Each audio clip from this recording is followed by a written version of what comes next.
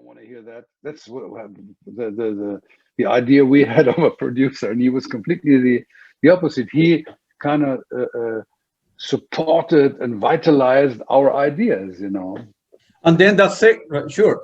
So with correlation, with the producers and Virgin Record, the correlation album did very well. You start making money at the time, I mean, or you still were very poor, or a little bit of money? Yeah, we never made a lot of money, you know, because we had advance money, which was quite a lot, but we had to pay the studio, you know. And when you rent a studio for 3 weeks, and then that was in Frankfurt, we needed breakfast, we needed hotel rooms, you know. There was not so much left. Maybe after what was left in the share, it was like living. You know, you had enough for making a living half a year or something like that, you know. And we never really made a lot of money in those times. Enough to survive, you know. Enough to survive somehow, you know. And I was working as a roadie, you know, for big concert in Berlin. I worked for David Bowie. I worked for Genesis. I worked for Queen. I worked for Santana. I worked for Boney M. I worked for Ella Fitzgerald. I worked for all kinds of huge acts.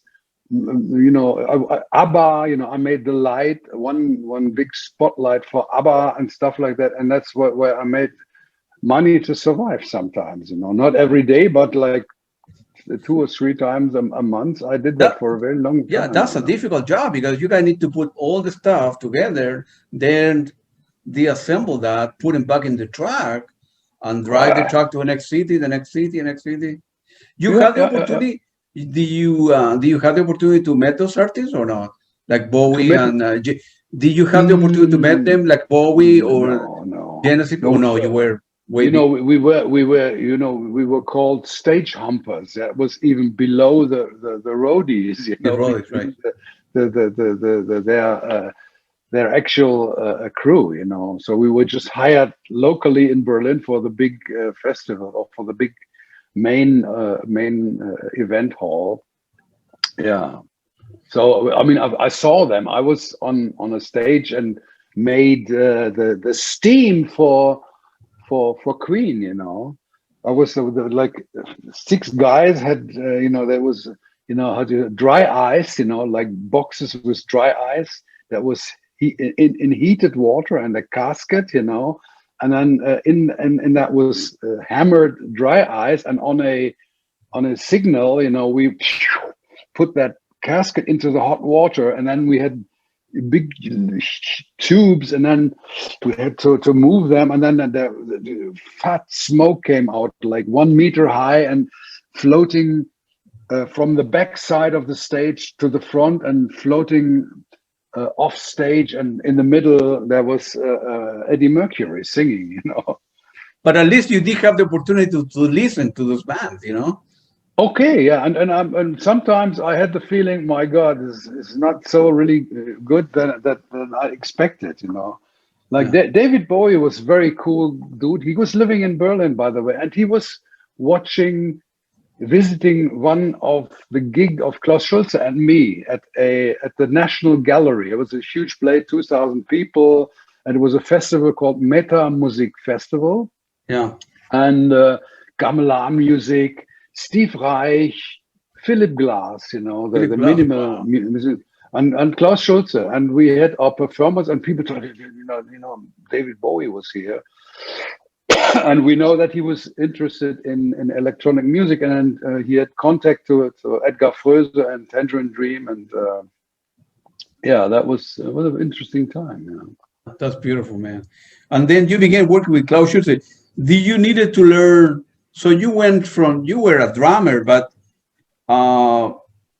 you need to learn synthesizer, electronic before you began working with Klaus Schulze, or you learn on your own as you went? I didn't touch a synthesizer when I worked with Klaus. That was so complicated, you know. It was like, you know, you were stepping into a cockpit of an airplane, and somebody said, "Come on, fly," you know. Yeah. Oh. It was for me. It was very. I wasn't even interested, because I felt myself. I'm a drummer, And much later, like in 79, a friend of mine, he unfortunately died 2 years ago, Udo Hansen of You, I had this phone call in Berlin. I was living in Berlin, and then he phoned and said, "Hey, I'm an electronic musician. I know what you did, and I want to show you my music, and whether I'm interested to meet him." And we met, and in his car we heard his music. He said, "Oh, very interesting."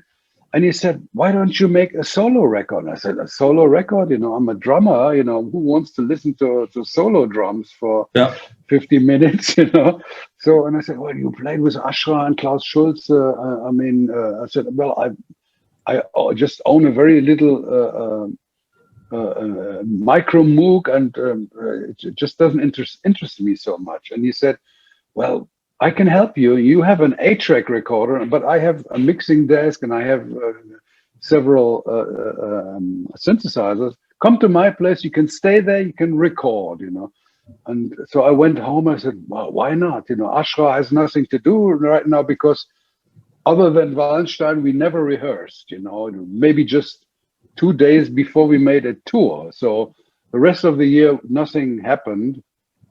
And so I went to this friend's place and recorded a Synthesist for 6 weeks. And most of the time during night, smoking a lot of illegal substances, And it was very complicated because the old synthesizers like the Mini Moog, they were very tuning unstable, absolutely. So, it was horrible, So, but I recorded a sequence for like, I don't know, 8-10 minutes and a second one.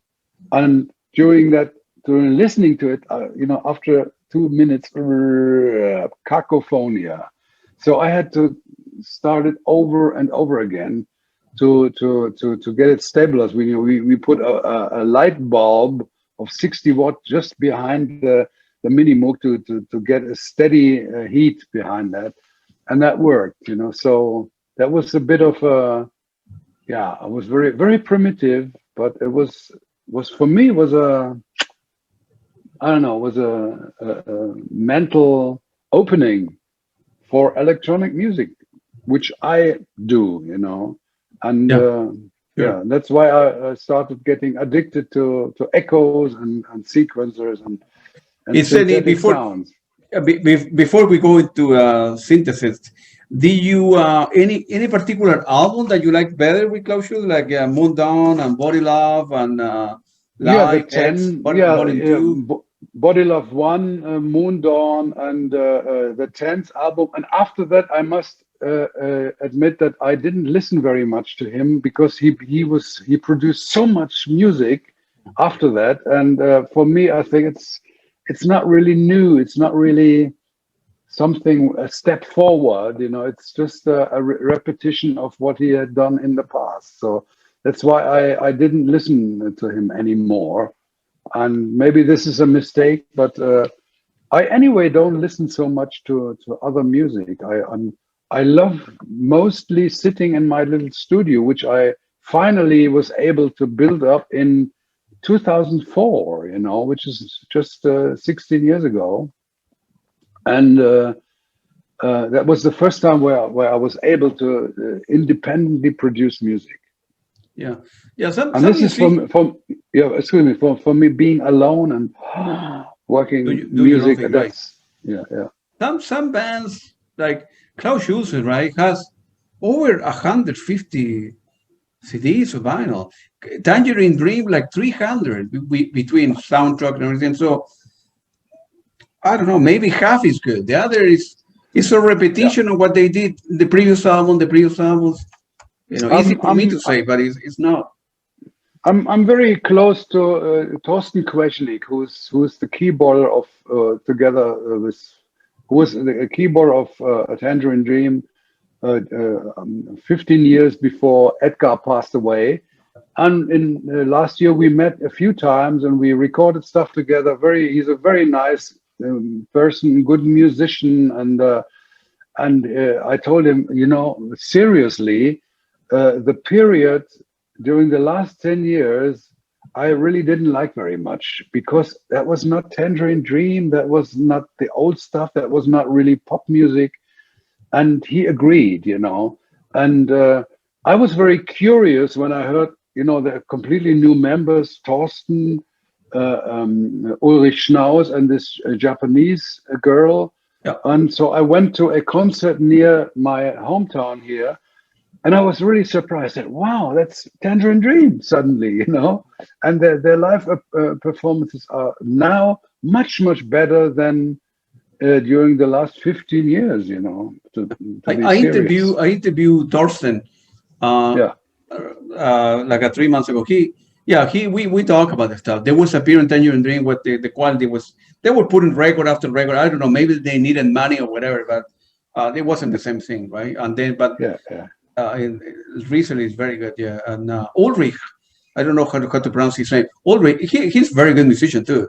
Oh yeah, unbelievable! He's very, very good. I mean, I like very original. Now Paul Frick is another new member, and whenever you have the chance, listen to Brandbrauer Frick. The trio. I can send you a link. You should listen to their music.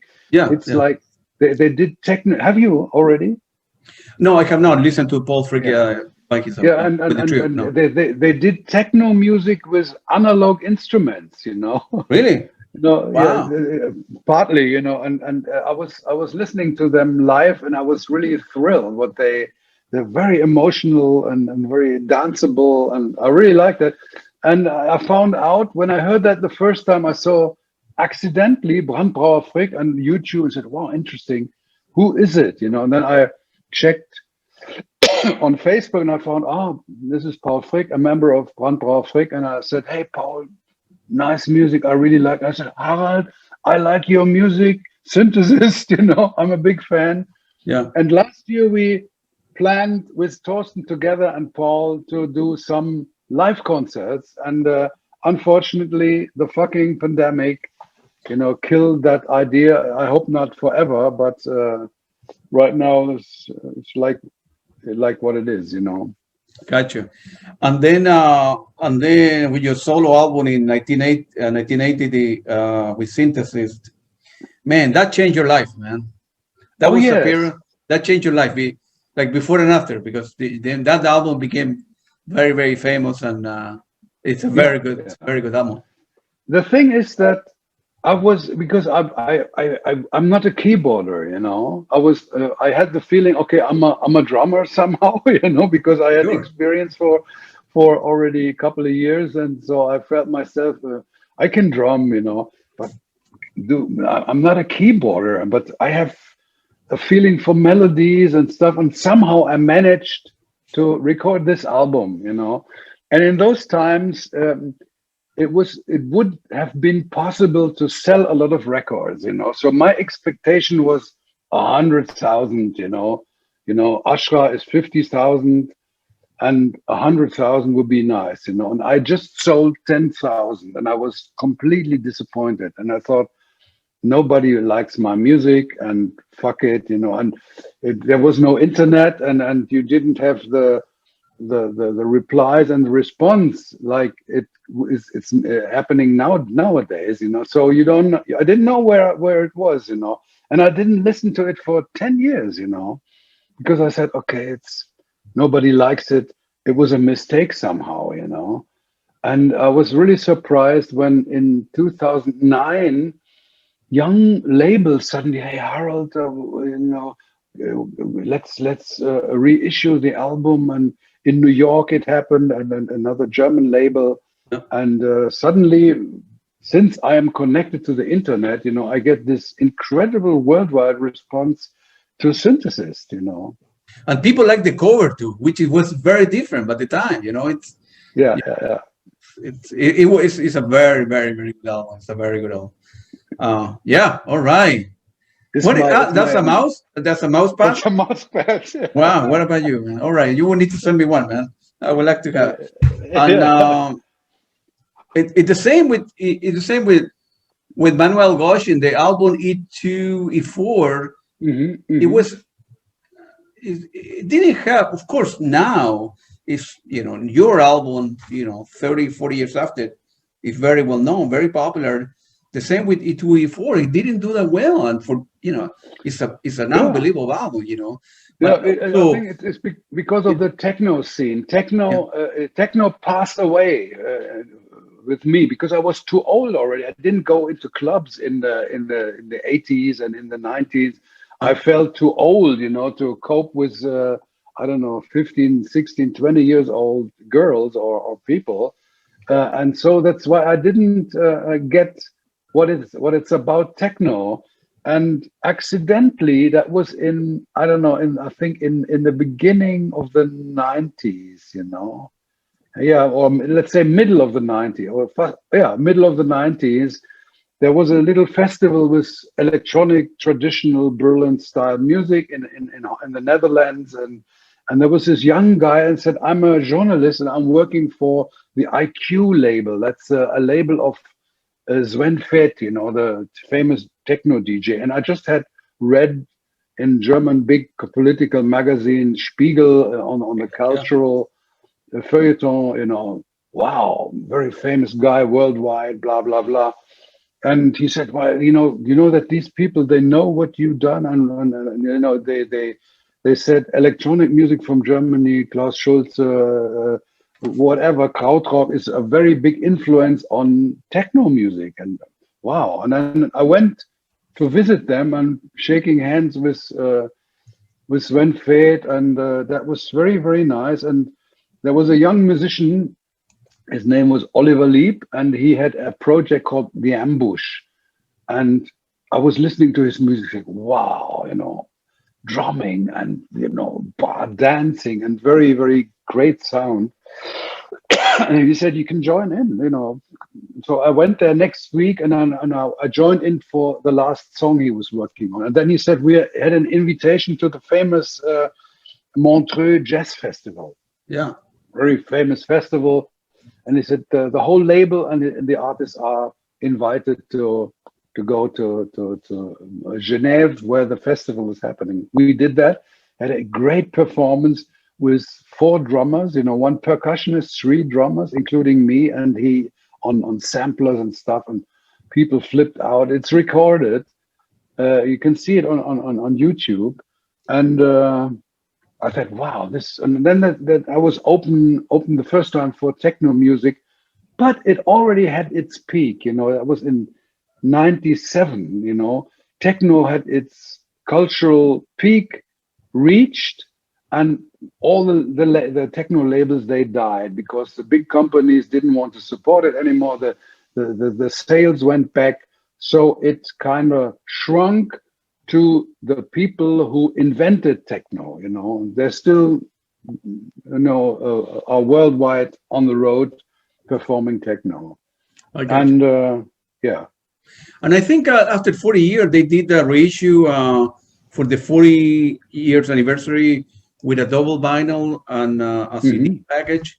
I think it was released by Bureau B. Bureau B, yeah. That was, I don't have that album, but I have the original that you put together, and I put it online in London. And it's selling well, or the double? It's selling well, the double. It's so. I mean, it was a limited edition, like right? 500. Yeah, I mean, you can't sell a lot of records these days. To tell the truth, the business is destroyed. And you sell more vinyls than CDs these days, But still, you can't compare it with the 70s and beginning 80s when after that it started going down very, very heavily, and it's so the 500 copies, they were gone, and I had I was lucky to buy some of them, so I still have some in stock and selling them via my Bandcamp account. I would buy. Yeah, my Bandcamp account. You can find the Bandcamp address on my Facebook account. Sure, yeah. And the other thing I noticed that in your second solo album, Ocean Heart, didn't appear much later. I think in 86 or 97. But yeah, 5 years later, 85, why I is that? guess. Any reason Yeah. for that?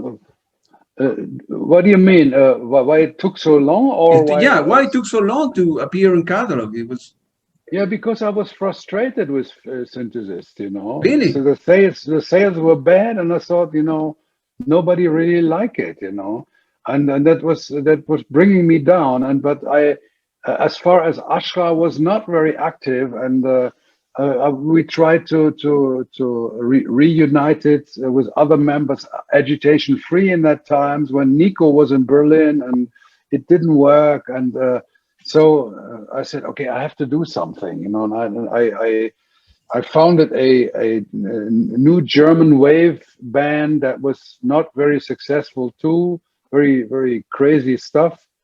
And during that period, I said, okay, I got to do something, and I started working with the technical possibilities I had, 8-track recorder and little studio in Berlin. So I worked on the basic, took it to the studio of Chris Franke, Tangerine Dream, Yeah. and recorded drums and mixed it there. And because it also came into that period where you couldn't sell any more huge amounts of records, and the company said, okay, we just sold 5,000, half of what we sold. And in these days, people would kiss our feet if you would sell 5 or 10,000. Yeah, yeah. And so that was another frustration. But it took quite a while to listen to the music and to recognize myself and the positive spirit I had, the enthusiasm and the naivety. It's there, and now I really like it. Oh, it's a very beautiful. I own that one. I have listened. It's very good. The other thing is, for people that don't know, right? Berlin is the mecca of electronic music. There are so many great musicians from your generation in the 90s, 2000, as if anybody walking down the street in Berlin is playing keyboard. You take it's hard to compete, I suppose, right? Yeah, I think it's a big city, but there, in these days, it's very hard for young musicians to be recognized in public. It's even more complicated than in our days. And so there are a lot of very, very interesting music, because in these days, speculating to become famous and making money is not the goal anymore. So people are thrown back to being creative and emotional. So that's a very good potential for original music. And of course, in big towns, big cities, the density of good creative musicians are much bigger than anywhere else. Yeah, absolutely. Then you have your trio called Lilli Berlin. How did it go with that? Yeah. What year? Well, what year are we talking about now? I have to think. I think I was 80. Yeah, when during the time when I recorded, or a little after I recorded a Synthesist. Yeah. Well, because nothing happened with Synthesist, because it takes half a year before you get the first accounts, how much you sell. There was just very, very few promotion in the press. So I had nothing to do, and I started this trio with a friend of mine and a female singer who couldn't sing, but I had to leave the studio sometimes because she was singing so out of tune. But it was somehow crazy, And well, we had some success in Berlin, and we did some touring, and she was really crazy, very punk styled, and and we had a lot of fans in East Berlin, because we made a very ironic song about the West Berlin, is bad, but people in East Germany, or East Berlin, they really know how to party, and you have this Stasi, you know, this secret service that is putting up, and we recorded a video on a, how do you say that, a tourist post, to watch across the border, you know, and we, on that thing, we recorded that, you know, and we call it East Berlin Crazy, or because Ostberlin Wahnsinn, East Berlin Crazy. And that had a good reaction and even later, because in those times you couldn't, you didn't hear much about reactions from the East, but later, after the wall came down, you know, a lot of. Yeah, I got you. I think you froze for a while. Let's see. Can you hear me? Yeah. Yeah. I think you froze for a while. But you didn't in the trio. You didn't have any albums or CDs, right? No, you didn't record anything, right? No, it took quite a long time. I left Berlin to work with Udo Hansen. You know, the guy Udo. You I don't know how you come. Are you? Do you know about you? I heard his name Udo, but I don't know him. I have not. Anyway, we wanted to work together, so I left Berlin and went to the Rhine area where he was living, and expecting to work, because he was a laser light artist. You know, he worked for Karl Lagerfeld, BMW, blah blah blah, and so I thought we could make incredible, crazy shows with electronic music, drums, and laser and stuff that was very up to date. But it didn't work very well with him. But the only thing what was coming out of it was an album called Central Europe Performance. You know, we call it the title was Breakfast in the Ruins, and Central Europe Performance. A very nice album. I don't know. I can send you a link. You can download it on. You heard it? No, I don't have it. I would love to see if you never heard of it. You can listen to it on Bandcamp and can buy it too. So it's a download as a download, and that was the only album I made in that time. And after that, I started recording my third album, my third solo album, and slowly, very slowly, I recorded more and more my own stuff. But many times with one or two colleagues until now, yeah. And I believe that in '97 you reunited with Ashra, and you guys did some concert in Japan as well, right? Yeah, that was very surprising, and that was in '97. That was in the time, short after the time I was talking about the Sven Feth thing.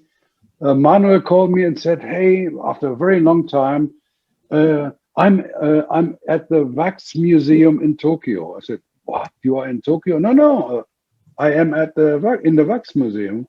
I said, "What do you mean?" I said, "There's a figure of me in the Wax Museum in that very famous Tokyo Tower, a huge tower, size even bigger than the Eiffel Tower in Paris. You know, a red thing, and the owner is a big fan of me, and he put me into a glass vitrine, and with my guitar."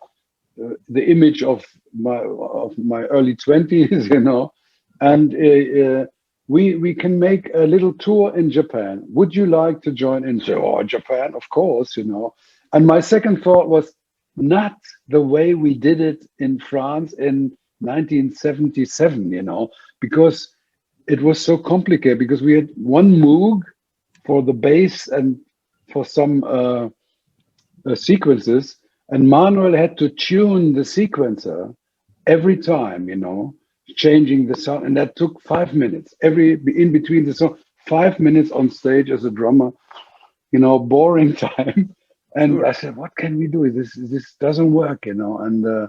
And so I, in 1997, after this event with Sven Feth, I met musicians in my area. He was a very young guy. He was 24, and people told me, "Oh, there's a studio in your area. If you like, you know, here's a telephone number. Phone him." I said, "Okay," and then I phoned, and wow, very interesting communication. very smart and a lot of knowledge about music, great fan of our music. And I said, visit me. And I went to the studio and we immediately recorded an album together. We called it M Tribe, and we recorded, and then we recorded later on solo albums of mine with his help, you know. But I thought, well, he knows how to handle modern electronic equipment, you know, like samplers and stuff. And when Manuel phoned me, I had a ticket to a vacation in India for 5 weeks. And I said, well, okay, you know, I'm flying to India tomorrow, you know. How do you think we can handle? I would like to come to Japan. On the other hand, I would like to go to India too. And he said, okay, it's in 7 weeks, you know, in March. And I said, okay. When I'm in India, we phone, but I have to just suggest you to a friend of mine, a young guy. He knows how to play sampler, and he could sample all the sequences we need to perform Ashra music, you know. Sure. And Manuel is always a bit skeptic in the beginning. And then I told Steve, hey, Steve, phone him, you know. And so I flew to India without not knowing what will happen. So the first, and I had to send faxes, you know. Very in India, very complicated to send a fax. You know, so I sent a fax. How did it go with Steve? And Manuel answered, "Okay, Steve is in. You're out." It was fun, you know, and so we managed to have Steve, and he recorded, you know, day and night all the samples and sequences and little, and he played a little keyboard, you know, all the you know the chords and stuff by hand, but all the sequences, and he did it with a software where we can say, you know, 1, 2, 3, 4, change, you know, 1, 2, 3, and we could really provide as long as we want, and just to his sign, 1, 2, 3, 4, change. And then we performed. It was fantastic. It was great experience, and it sounded much better than ever before, and we had great fun performing 4 gigs in Japan, and the young people really liked it, you know. And yeah, and I think that museum doesn't exist anymore, I think, right? What that museum, that wax museum, doesn't exist anymore. Oh, really? I don't know. I don't think so. Yeah. Lutz told me yesterday that after the museum, there was a wealthy Japanese person, and I don't know if the museum, they move it or destroy it, they move the figure somewhere else, but that's what Lutz told me yesterday. Okay, that could be. I have no idea because I didn't know that. So I will check it out. Because when we were the second time without Lutz in Japan, it was still there. It was even bigger. Yeah. Manuel's vitrine was in the meantime packed with stuff, and even 2 days ago we had with the set lift of our gig, it was already in there, you know. Really? Anyway, yeah, and there's a little record store. It was full of Ashra, Klaus Schulze. You can think of it. And I didn't know that, you know. Could be that it's not there anymore. Yeah. And then you team up with Eberhard Kronemann, right? Yeah, Eberhard, genau. Eberhard. There was a little festival in my hometown here in a middle-age castle. You know, I performed with another musicians. I performed in the little chapel of that old